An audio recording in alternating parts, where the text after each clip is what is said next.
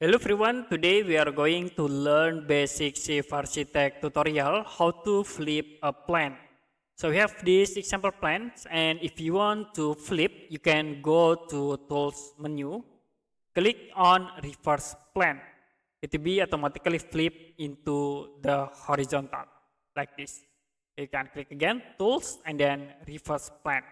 If you want to flip in a vertical, you can click reverse plan, and after it you can click rotate plan view. Now in here we set into 180 degree and you can press enter. So it will be automatically flip into vertical.